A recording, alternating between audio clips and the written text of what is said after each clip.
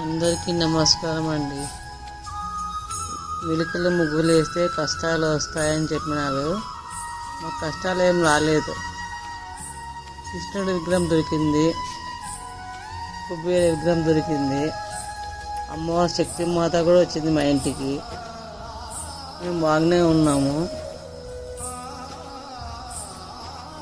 కష్టాలు ఏం లేవు.